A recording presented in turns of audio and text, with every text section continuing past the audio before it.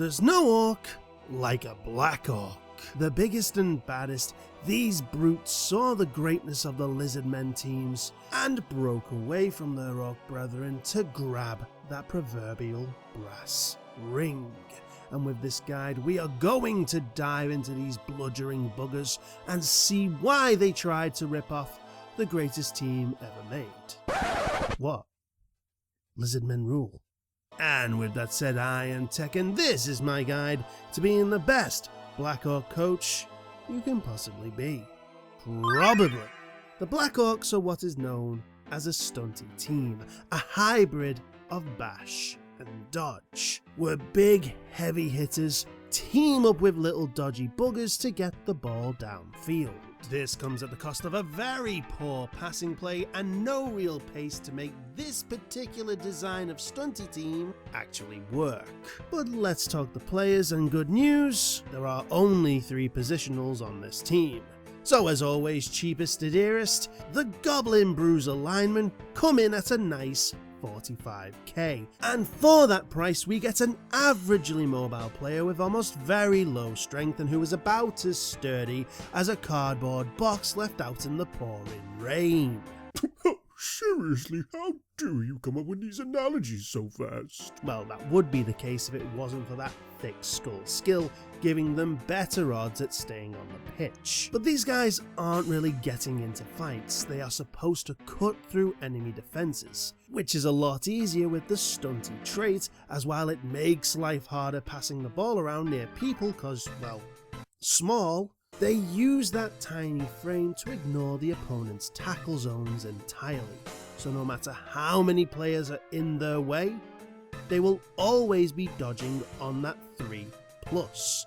And with the skill dodge coming as part of the package, the first fail they get on that dodge gets a free reroll. The last trait they have is right stuff. This allows them to be used in conjunction with the throw teammate or kick teammate trait, and can be a big boon in desperation moments. But more on that later. For now, we can look at skills, which they only get easy access to the agility pool. But with us only having 3 types of positionals, we have to make our own positionals with these blank slates. So, ball handler, ball sacker, and fouler. Block will be great on your ball handler, as now you have the blodge combination, meaning only the POW is going to take you out, but sure hands is a must for that free reroll on pickup. So for the gobbo you want to make your key ball handler, you may want to make that your first skill. For sackers, wrestle and dauntless are vital. Wrestle ensures that double down strips the ball off a carrier with the block skill, and dauntless with that 2 strength of yours means you will more than likely be getting blocks in your favour against most ball carriers. Then there's dirty player for your fouler. That 1+ on armor rolls or injury rolls means a greater chance of your target being taken off the pitch or an apothecary burned. Problem is, these needed skills are all secondary, so saving up for 12 SPP is going to be needed. But if you can't wait that long, looking at the agility pool to help start your build off is a good idea, and Sure Feet can be useful for your ball carrier, as re-rolling a rush means that movement 6 is now a pseudo movement 8, and sprint makes that a pseudo movement 9 thanks to the added rush. The fouler will want sneaky git to limit the opportunities of being sent off. The sacker may do well with dive and tackle to ensure that if the opponent does dodge away, he's more than likely going to have to burn a reroll for it. Or even sidestep to control where your sacker is being placed. Hell, defensive can be pretty lethal. With a stunty you can slip into a guard stronghold, and now all those guard skills are completely worthless. The question is, with all these goblins, which you will usually have a minimum of 4, average of 5, how do we start building them? So many goblins to get skills for, and a lot of these skills need you to save up on your SPP. Luckily, outside of 1 or 2 skills, there aren't that many bad choices in the agility pool, and like the skinks for lizardmen, usually a random primary, can help you build your players. It's only 3 SPP, and say you rolled Sneaky Git, well, there's your Fowler. Sure Feet, a potential 1-turn touchdown. Seriously, out of those 12 skills, 2 of them are completely useless to you. And in that situation, you could just fire the Gobbo, as you should have enough money to buy another. Next at 90k are the Black Orcs themselves, and for that 45k more, you get a freaking unit. They may be slow, but they are strong and sturdy like an oak tree. Can't pass for shit like, but no one on this team can, so who cares? You get 6 of them, and 6 is a must, as these guys are the bruisers, the brawlers, banger after banger after banger.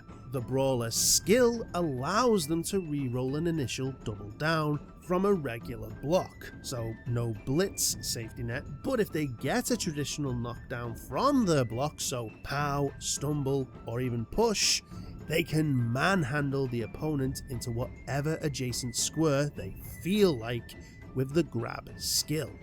This also negates the sidestep skill, so can be very useful in positioning the opposing player into more danger or even complete isolation. Skill-wise, they have easy access to general and strength pools, and make up an easy build for the most part. No matter what, we want Guard and Mighty Blow for these guys. We are using some of these as linemen and the others to protect the Goblin with the ball. So Guard on a bunch of 4 strengthers means you are getting your assist backs to take the line of scrimmage and make sure no one is getting in on that Goblin unless they really want to pile on the players. While Mighty Blow's +1 to armor and injury rolls means they are going to sweat if they get hit. Honestly, I could say about 4 of these blorcs should take this combination. Then after that, we could look at stand firm so that they can't be pushed back a square, meaning that the line is still yours and any cage stands firm. No pun intended. Maybe a little. 2 blorcs can go full killer blitzer. We want to ensure that the opponent goes down and they feel every hit. Now, because of us already having grab, we can't use frenzy, which is a shame, but we still have options. First, block. Some say it's a waste since we already have brawler, but in my opinion, it is a must-have pick and would go above Mighty Blow in the pecking order, and that is including the blorcs with guard. The reason being, even if you can re-roll the both down, doesn't mean the roll will be any better. So having block at least confirms the roll will be in your favour, unless the opponent has wrestle. Tackle on your blitzer will also be important, as now the opponent can't dodge, so are only saved by the push and skulls. Now the last skill I think is a must-have for either blitzer or support is pro. As well, it's a free reroll opportunity, even if you do need a 3+. But it's kind of scuffed at the moment. Now, according to the designer's commentary, Pro and Brawler can be used in tandem. Say you roll a double block and get a skull and a both down. You use Brawler to roll that both down and the result isn't any better. You are in fact allowed to attempt Pro to reroll the skull, but as of this video, Cyanide haven't got this programmed in. This is probably due to not adding any designer commentary erratas until December, so yeah, it's going to be scuffed until then, but if it does get implemented to how the rules are supposed to work, Brawler Pro is a massive combo. Finally, we have the Trained Troll at 115k. And he's shit. Okay, that's just a running gag from my Chaos Guide. Hashtag cheap plug. But the Trained Troll for that 115k is a stronger version of the Black Orc with some highs and lows. Mighty Blow is always going to make your opponent sweat whenever this guy blocks, and Projectile Vomit is like a legal foul with some problems. Fail the puke roll, you puke on yourself, which is never nice. But the main problem is, it requires you to make an action, which for the really stupid player is never a great choice. You see, if that really stupid player has a non-really stupid player to hold its hand, then you can do pretty much anything unless you roll a 1, to which the troll will just shut down like it's just saw the cosmos and beyond. But without that regular player, the troll will have a 50-50 chance of transcending beyond all comprehension. Luckily, because he's trained, this guy's loner is on a 3+, so if there is any mix-up, you have a better chance at being allowed to make that team reroll. Now we come to the added mechanics to the Right Stuff Stunty, and that is the big guy's ability to throw teammate. This allows the troll to pick a gobbo up and yeet them at max allowance of about 6 squares or short pass range. At 5+ passing, this means at quick pass range, you are going to need 5 or higher to get a superb throw, and a natural 6 for the superb short pass, which gives the gobbo the best chance of landing, which if they stick said landing, you can tip your troll a nice little SPP for his troubles. But even if you don't get the needed roll check, an inaccurate pass is okay. It just means at best your gobbo has got a 50-50 chance of landing, which in desperation for a 1-turn touchdown could be the final move you make, but it can be worth it. You can also try and direct this throw at an enemy player. This does count as a failed landing for the gobbo, so you will have to roll armor, but if you can take out someone in the way and free up a teammate, or knock down the ball player and part of a cage, I think that's worth it. Sadly though, this troll hasn't been trained well, as unlike other big guys, they have a serious appetite that is never easily quelled. So you have to roll a d6, and on a natural 1, the troll will forget it's a player and try to eat the gobbo it just picked up. And if you roll another natural 1, well, the gobbo is gone. Dead. Finito, with no way to get them back. This does make the troll somewhat terrible at this throw teammate game plan, as they add way more rolls than we really need to do just a simple pass play. Want to throw your teammate? Roll the really stupid dice. Succeed that? Roll to try and not eat your friend. Succeed that? Well, roll to pass. Succeed that? Well, roll the landing. Honestly, it makes me want to not actually play the troll that way and just stay as a big supporting killer. And with only an easy access to the strength skill pool, we can easily do that. Guard is a no-brainer, as most of the time the troll needs to be with someone, so having guard to help keep those strength 4 blorcs at an advantage is a must. Then you can save for block and maybe go for grab. But if you do want to try and get some cheeky SPP, go for strong arm, as a quick pass on your throw teammate is now only 4+, so you have a 50-50 chance at getting 1 SPP guaranteed. Now team build wise, there are a few options. My first and foremost choice would be 6 blocks, 5 gobbos, 3 rerolls, and if you want, the apothecary, as you have enough for that. The blocks aren't in too much danger of injury, but if they do, you have something to fall back on, and gobbos are expendable, so yeah. If you want the troll, you can swap a gobbo, the apothecary, and a reroll for it, then save up for that 3rd reroll, which will give you a lot of extra play. But I would definitely go with the first option, as you will need as many rerolls as you can get, and by the time you get your troll, these guys may already have some good complementary skills. Plus you'll already have everything needed, so won't need to invest in anything else other than dedicated fans. Inducement wise, you have the bribes, because fouling is the meta thing to do. Not like I care, I was fouling before it was cool, but with the team ruling of bribery and corruption, these said bribes are half price.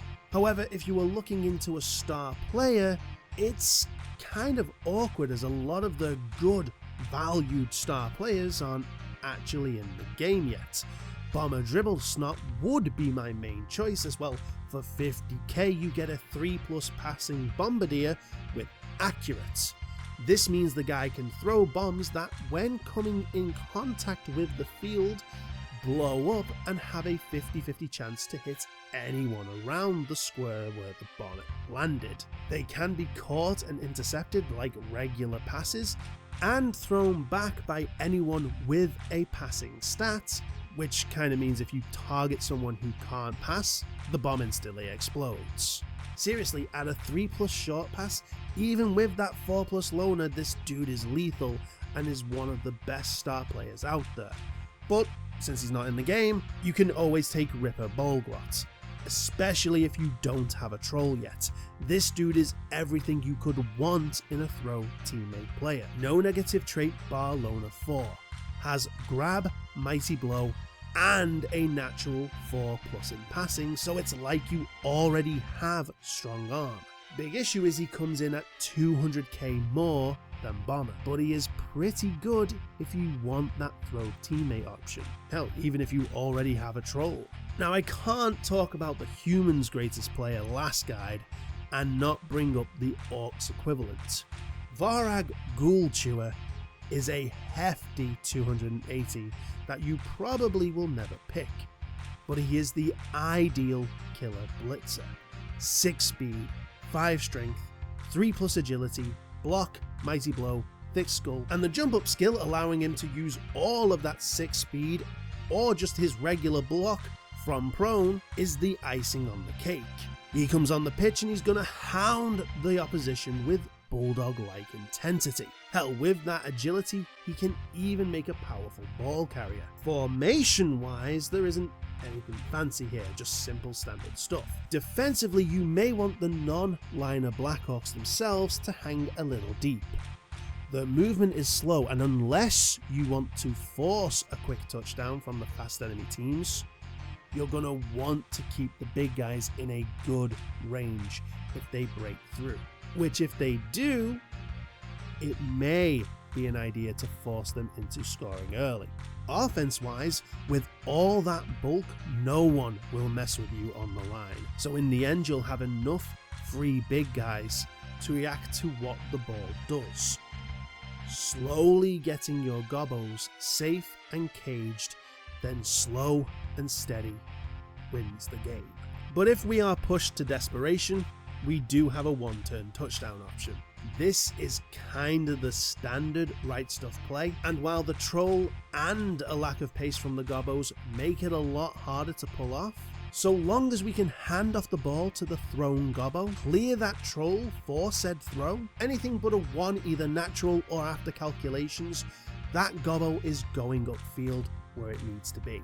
So just landing matters. And if we pull that off 1 or 2 rushes later, we will score. Overall, the term poor man's Lizardmen is a bit of a poor comparison. It's like apples and nuclear warheads. Lizardmen are a team that use power and pace to force their fortunes, where the blorcs need the numbers game. They need to remove players so they have an easier time in the second half. So that's the main thing you're gonna do. Surf and foul. Use the grab to get stragglers into spots to either surf them out of the game or get enough assists for a decent foul. Just be careful not to 1. Lose too many gobbos, and 2. Leave yourself too open. Keep that in mind, and the Black Orcs will rise to the top. And if you want me to rise to the top, don't forget to like, comment, share, subscribe, Heil drive the bell thingy, and follow me on the Twitch and Twitters. Also, if you found any tips or tricks you found yourself, or just want to tell me your favorite team, let me know in the comment section below. And finally, tune in next time where we once again look at another random team. But until that day, this has been Techno Odin. Stay safe, claim skulls, smash bosses, and may Nuffle bless your dice. Oh, seriously, how do you come up with these jokes so fast?